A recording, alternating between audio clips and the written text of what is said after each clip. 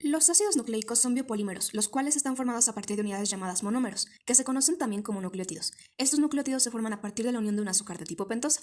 Con esto queremos decir que tiene 5 átomos de carbono, ácido fosfórico y de una base nitrogenada, en la cual podemos encontrar las bases purinas con 2 anillos, como lo son la guanina y la adenina, y las bases pirimidínicas con un solo anillo, como lo son la timina, esta solo la localizamos en el ADN, la citosina y el uracilo.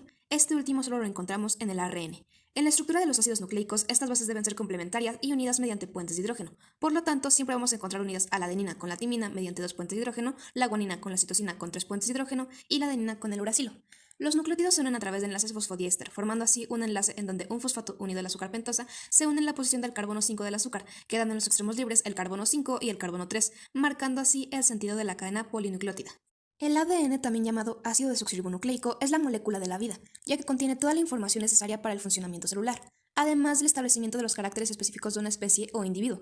Esta es constituida por una doble cadena de desoxirribonucleótidos. En cada hebra podemos encontrar uniones covalentes de desoxirribosa, la cual es un azúcar, y una molécula de fosfato. Cada azúcar está unido a las bases nitrogenadas, las cuales siempre las vamos a encontrar en el centro, y pueden ser purinas como lo son la adenina y la guanina, o pirimidinas como la timina y la citosina. Estas 4 bases se unen por medio de puentes de hidrógeno. Por consiguiente, al unirse las bases tienen que tener una complementariedad específica para determinar sus uniones. Mencionado esto, la adenina se empareja con la timina y siempre estarán unidas mediante 2 puentes de hidrógeno, mientras que la guanina se empareja con la citosina y estarán unidas por 3 puentes de hidrógeno. A la unión del grupo fosfato, la desoxirribosa y la base nitrogenada se le llama nucleótido, los cuales se unen entre ellos mediante enlaces fosfodiéster, dando así un ADN.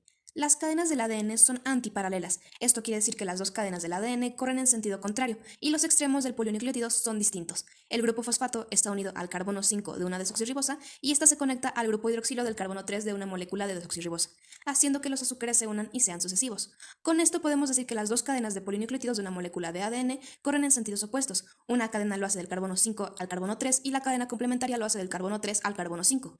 El ADN se replica de manera fina y regulada y con la participación de una gran cantidad de proteínas, pero la replicación solo ocurre una sola vez en una célula. La longitud del ADN mide 1.8 metros cuadrados, por lo cual se tiene que compactar para caber en el núcleo. Vemos al ADN como una cuerda. El primer nivel de compactación, nucleosoma, 10 nanómetros. El nucleosoma es como un balón que está formado por 8 proteínas que son histonas. Es decir, vemos a las 8 histonas como canicas que al juntarse formarán un balón que será el nucleosoma. Las histonas son 2 histonas llamadas H2A, 2 histonas llamadas H2B, 2 histonas llamadas H3 y 2 histonas llamadas H4. El ADN se irá enrollando alrededor de cada nucleosoma dándole 2.5 vueltas. Es decir, la cuerda se enrollará en el balón dándole las 2.5 vueltas. Entre cada nucleosoma habrá una histona llamada H1 que sirve de sostén. Segundo nivel de compactación, solenoide o fibra de 30 nanómetros. El enrollamiento de 6 nucleosomas y 6 histones H1 en forma de espiral. Tercer nivel de compactación, bucles 300 nanómetros. Son como las montañas rusas formadas de solenoides. Recordemos que los solenoides están formadas por 6 nucleosomas y 6 histonas H1. Cuarto nivel de compactación, fibras de espirales 700 nanómetros. Aquí se ven a los bucles, que los bucles son un conjunto de solenoides, que los solenoides son un conjunto de 6 nucleosomas y 6 histonas H1. Y finalmente tenemos al cromosoma. Para comenzar, tenemos que saber que el ARN es un polímero de ribonucleótidos. Es similar al ADN, solo que las cadenas de estos generalmente son monocatenarias, carecen de la estructura helicoidal y el apareamiento entre las bases nitrogenadas uracilo, citosina, que son bases pirimidínicas, y la guanina y adenina, que son bases purínicas, es complementario y antiparalelo. Los nucleótidos están unidos por enlace fosfodiéster 3 y 5 y su azúcar es ribosa, que contiene un grupo hidroxilo en el carbono 2, lo que lo vuelve susceptible a hidrólisis alcalina. Es importante reconocer que existen muchos tipos de ARN, los cuales cuentan con las siguientes características y funciones. El ARN mensajero contiene un 7-metilguanosina trifosfato en su extremo 5 para su estabilización y transporte del núcleo al citosol y evitar su degradación. Actúan como intermediarios transportando la información desde un gen hasta el ribosoma, es decir, trabaja como plantilla o patrón para la síntesis de proteínas. ARN de transferencia forma una estructura que se parece a una hoja de trébol que posee ribotimidina, dihidrouridina, pseudouridina e hipoxantina. Transportan aminoácidos a los ribosomas y se aseguran de que sean incorporados a las posiciones apropiadas en la cadena polipeptídica en crecimiento en el ribosoma.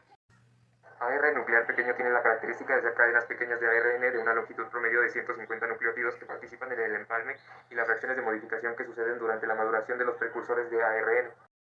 MicroARN es monocatenario de una longitud de entre 21 y 25 nucleótidos y su función es que participan en la regulación de la expresión génica.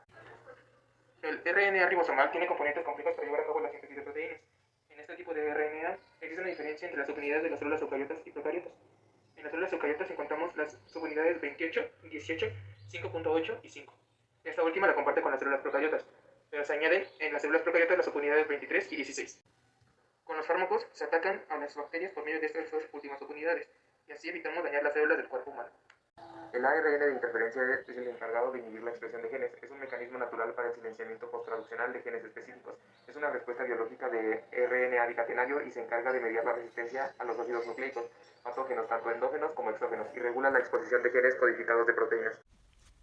Un gen es la secuencia de DNA que contiene la información requerida para codificar una molécula de RNA, y si esta corresponde a un RNA mensajero, poder sintetizar una proteína.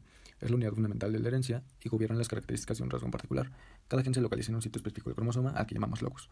Las partes del cromosoma son la región codificadora, que contiene los nucleótidos codificantes, los exones, y los no codificantes, los intrones. Pero también podemos encontrar al promotor, que es el que inicia la transcripción y señala a partir de qué nucleótido debe transcribirse el gen.